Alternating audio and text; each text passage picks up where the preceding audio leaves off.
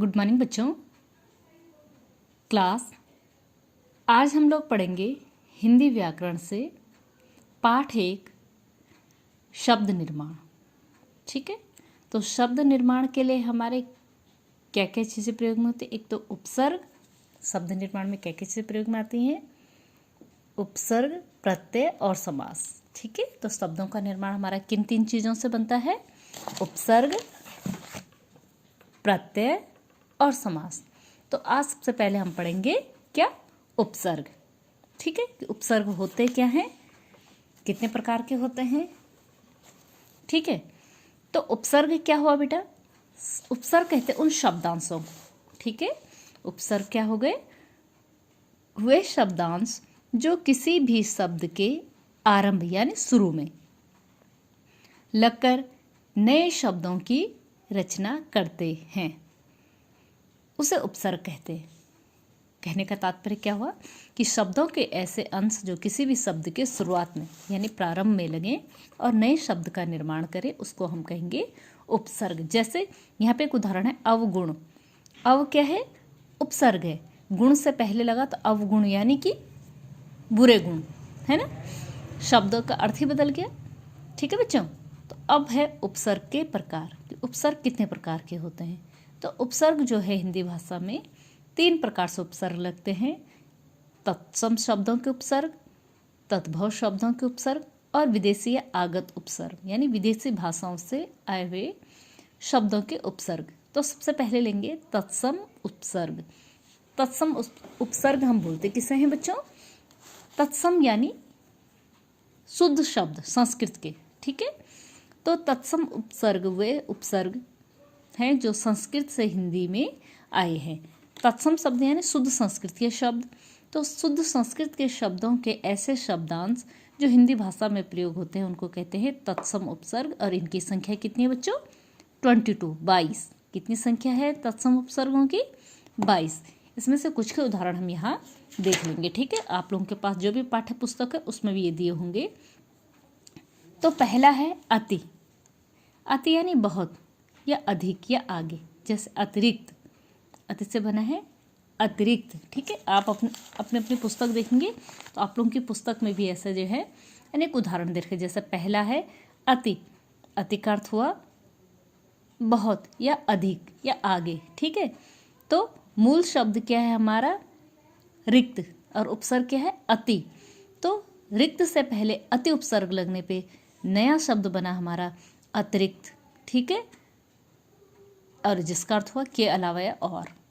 ऐसे एक और देखिए अति, उत्तम हमारा मूल शब्द है, उससे पहले अति जो है उपसर्ग लगा तो अति उत्तम में बना, जैसे बहुत अच्छा।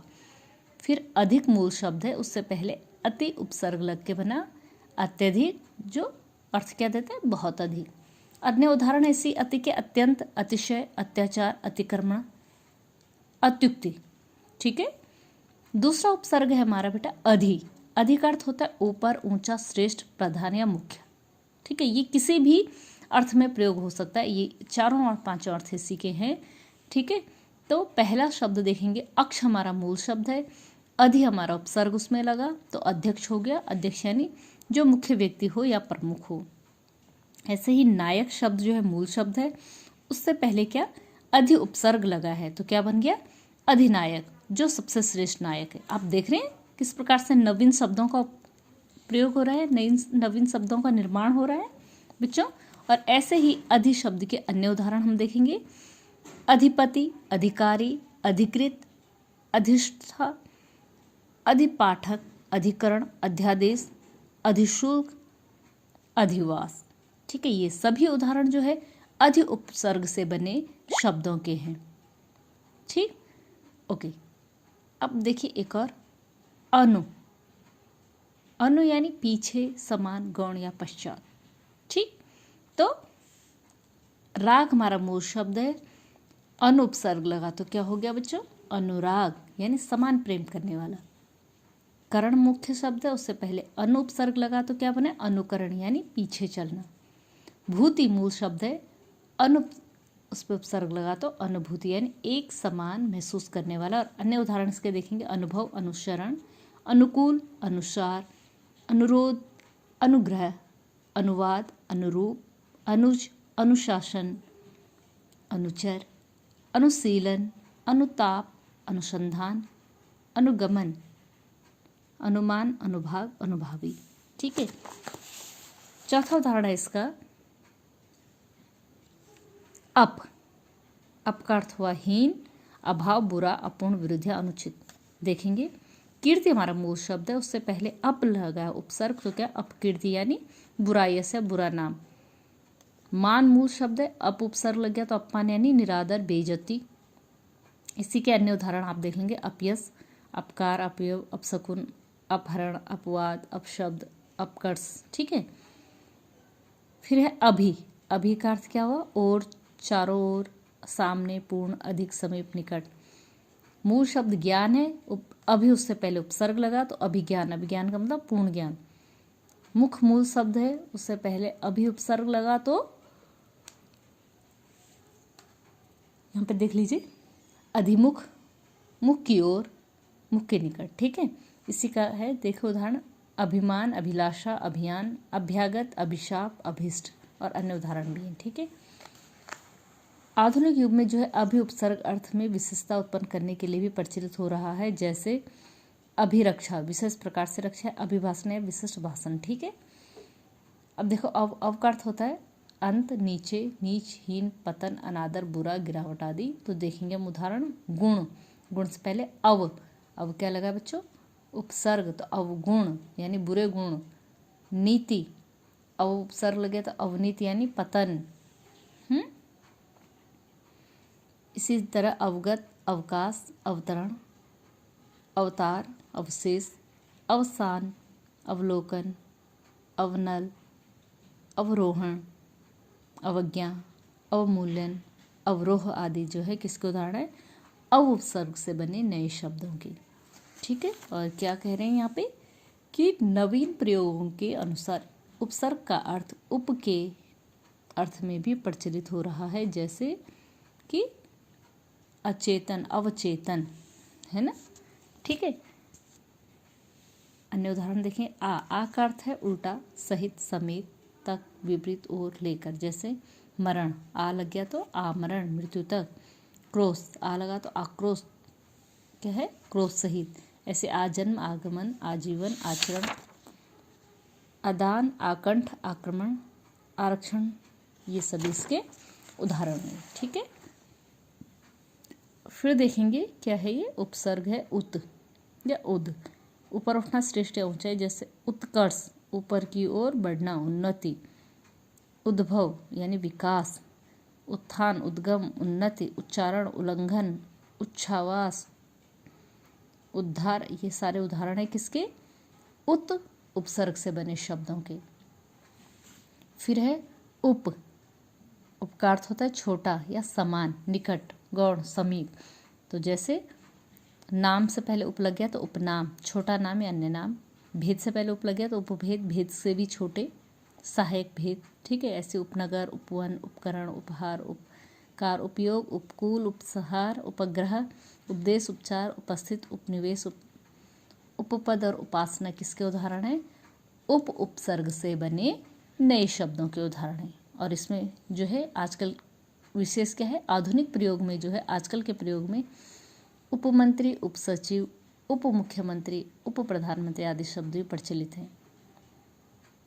फिर है दुस उपसर्ग का अर्थ हुआ हीन, बुरा, कठिन, निंदनीय। यानी जहाँ भी ये लगेंगे इसका अर्थ या तो हीनता में आएगा या बुराई में या कठिन या निंदनीय में। जैसे साहस, दुस लगाया पहले तो दुस्साहस यानी बुरा साहस। साध्य, उससे पहले दुस लगा तो दुस्साध्य यानी कठिनाई के साथ। दुष्कर, दुष्कर्म, दुशासन इसके अन्य उदाहरण हैं। दुर का अर्थ है बुरा, कठिन, निंदनीय। जैसे गुण, दुर्गुण यानी बुरा गुण। दिन, दुर्दिन, बुरा दिन। दुर्घटना, दुर्दशा, दुर्बल, दुर्लभ, दुर्गम, दुराचार। ये सारे किसके उदाहरण हैं? दुर उपसर्ग। अब देखिए नी का अर्थ होता है निषेध, अधिकता, निपुणता या नीचे। जैसे मग्न मूल शब्द है, नी उसमें उपसर्ग लगा तो निर्मग्न यानी अधिक मग्न। बंध मूल शब्द है, नी लग गया तो निबंध यानी जिसमें बंधन हो। निवारण इसके अन्य उदाहरण हो गए नियम, निवास, निषेध, नियुक्ति, निष्कर्ष, नियोग, निपात, निरोध, नियत, निदर्शन, निकृष्ट, निरूपण, निदान, ये सारे उदाहरण है नि उपसर्ग से बने नए शब्दों के। देख रहे हैं आप लोग। अब देखो निस का अर्थ भी क्या होता है? बिना, रहित, निषेध या विपरीत। ठीक है बच्चों। तो अब देखेंगे तेज मूल शब्द है, निस उपसर्ग लगा तो क्या कहें? निस्तेज यानी तेज से रहित। छल मूल शब्द है, निस लग गया तो निश्छल यानी छल से रहित। अन्य उदाहरण देखें निष्कपट, निस्देह, निष्काम। फिर है निर का अर्थ भी बिना, रहित, निर और विपरीत। जैसे विघ्न मूल शब्द हो गया, निर्विघ्न यानी विघ्न के बिना। धन, निर उसमें उपसर्ग लगा तो निर्धन यानी धन से रहित। अन्य उदाहरण है निर्भिमानी, निरापराध, निराहार, निर्गुण, निर्मम, निर्भय, निर्जन, निर्मल, निर्यात, निर्जीव, निर्लेप, निर्दोष। और इसके बाद है परा। परा का अर्थ अनादर, पीछे, नाश, विपरीत, रहित, दूरी, आगे की ओर। जैसे जय, जय से पहले परा लग गया तो पराजय यानी हार। भव, भव से पहले परा लग गया तो पराभव यानी नाश, विनाश। और है पराक्रम, परामर्श, प्रास्त, पराभूत, परावर्तन, ये इसके ही उदाहरण है परा उपसर्ग के। फिर है परि, परि का अर्थ है बहुत अधिक, क्रम या नियम से, अच्छी तरह से, चारों ओर। जैसे कल्पना, परिकल्पना यानी अतिशय कल्पना। अटन, परि लग गया तो पर्यटन यानी चारों ओर परिभ्रमण करना। अन्य उदाहरण हो गए परिचय, परिष्कार, परिक्रमा, परिपक्व, परिणाम, परिचालक, परिवर्तन, परीक्षा, पूर्ण, परिच्छेद। नेक्स्ट देखेंगे इसका ही आगे देखेंगे प्र का अर्थ है अधिक, अतिशय, आगे के व्यवहार। जैसे सिद्धि मूल शब्द है, प्र लग गया तो प्रसिद्धि यानी अधिक, यश। स्थान से पहले प्र लग गया तो प्रस्थान यानी आगे की ओर चलना। और अन्य उदाहरण हो गए प्रताप, प्रक्रिया, प्रख्यात, प्रहार, प्रगति, परिणाम, प्रबल, प्रखर, प्रयत्न, प्रचार, प्राध्यापक। ठीक है बच्चों। नेक्स्ट देखेंगे बेटा प्रति। प्रति का अर्थ हुआ विरुद्ध या हरेक या सामने परिवर्तन। मूल शब्द क्षण हो गया, क्षण से पहले प्रति उपसर्ग लगा तो प्रतिक्षण यानी हरेक क्षण। कूल मूल शब्द है, प्रति लग गया उससे पहले उपसर्ग तो प्रतिकूल यानी विपरीत, विरुद्ध। और अन्य उदाहरण हो गए प्रतिध्वनि, प्रत्यक्ष, प्रतिनिधि, प्रतिष्ठा, प्रतिवादी, प्रतिहिंसा, प्रतिकार,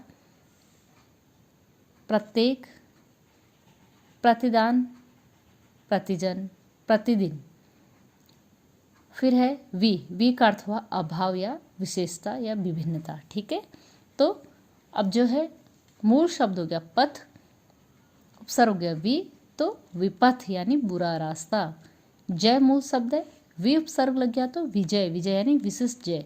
इसके अन्य उदाहरण क्या क्या हैं? विकल, विपक्ष, विनाश, विकार, विदेश, विनय, विधवा, विज्ञान, वियोग, विकास, विशिष्ट, विशुद्ध, विभाग, विराम, विमर्श, विरोध, विवाद, विलक्षण। ठीक है। ये सारे हैं वी उपसर्ग से बनने वाले नए शब्दों के। आपको समझ में तो आ रहा है बेटा, है ना? समझ रहे हो आप लोग? ध्यान से देखेंगे, देखिए कितने सारे शब्द हैं। ठीक है। इन सारे शब्दों को आप लोग ध्यान से देखेंगे और अपनी जो है कॉपी में भी इनको लिखेंगे ताकि आपको ये अच्छे से याद हो जाए और परीक्षा में जब ये पूछे जाएं तो आप इनको कर सकें, है ना? अब देखेंगे सम उपसर्ग। सम का अर्थ होता है बच्चों सहित, अच्छा, संयोग या पूर्णता। किसी भी अर्थ में जो है इसको प्रयोग किया जा सकता है। तो यहाँ पे देखेंगे योग मूल शब्द है और सम जो है हमारा उपसर्ग लग गया तो संयोग, और संयोग का मतलब अच्छा अवसर। मान मूल शब्द है, सम उपसर्ग लग गया तो सम्मान यानी आदर सहित। इसके अन्य उदाहरण है संयम, संगम, संशय, संजय, संभव, संतुलन, संचय, सन्यासी, संताप, संपूर्ण, संसाधन, संशोधन, संहार, संतोष, संरक्षण, संस्कृत, सम्मेलन और संसर्ग, संस्कार। ठीक है। ये सारे उदाहरण हैं किसके बच्चे? सम उपसर्ग से बनने वाले शब्दों के। अब देखेंगे सु का अर्थ होता है शुभ, मंगल या अच्छा। मूल शब्द क्या है? कर्म। कर्म में सु लग गया तो सुकर्म यानी अच्छे कर्म। नयन, नयन यानी आँख, इसमें सु लग गया तो सुनयन यानी सुंदर आँखें। अन्य उदाहरण देखेंगे स्वागत, सुगम, सुतीक्ष्ण, सुकर, सुलभ, स्वच्छ, सुबोध, सुपुत्र, सुपात्र, सुपथ, सुजन, सुमन, सुशिक्षित, सुकृत, सुभाषित और सुवास। ठीक है। और आखिरी है तत्सम। उपसर्ग क्या है? अ का अर्थ होता है निषेध यानी अभाव। ठीक है। तो मूल शब्द है ज्ञान, इससे पहले लग गया अ, तो अज्ञान यानी ज्ञान का अभाव। ये गया धर्म, इससे पहले अ लग गया तो अधर्म यानी धर्म का अभाव। अन्य उदाहरण देख लेंगे। असाध्य, अनीति, अगम, अहिंसा, अगम्य। बेटा ये जो 22 आप लोगों को मैंने जो है तत्सम शब्दों के 22 जो है 22 तत्सम उपसर्ग मैंने आपको लिखवाए हैं। इन सभी को जो है आप लोग जो है लिखेंगे उपसर्ग और इनके एक एक उदाहरण दे देंगे। जैसे मैंने प्र, इसका अधिक अधिशय लिखा है, इसका एक उदाहरण। प्रति का लिख लेंगे, वी का लिख लेंगे, सम का लिख लेंगे, सु का लिख लेंगे। ठीक है। तो ये सारे जो है आपकी वीडियो में, वीडियो से आप लोग जो है आराम से इसको वीडियो देख के और आराम से इनको आप लोग कर लेंगे। एक एक उदाहरण के लिख लेंगे। सारे पेजेस में आपको दिखा रही हूँ, उसमें ध्यान से देखिए। ये देखिए, ये देखिए। ठीक है। ये सारे आपको दिख रहे हैं, आराम से इनको देखिए और एक एक उदाहरण सबके आप लोग लिख लेंगे। ठीक है बेटा। ये देखिए, इन सभी के जो है एक एक उदाहरण आप लोग लिख लेंगे बेटा। हाँ, ना देखिए,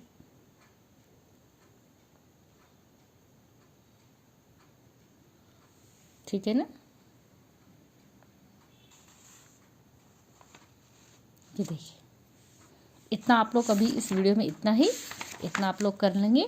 अगली जब हम वीडियो बनाएंगे तो उसमें आप लोगों को जो है हिंदी के उपसर्ग और विदेशी भाषाओं से आए उपसर्गों को हम लोग करवाएंगे। ठीक है। तब तक के लिए आप इतना ही कीजिएगा। अपना ध्यान रखिएगा। मिलते हैं अगली वीडियो में।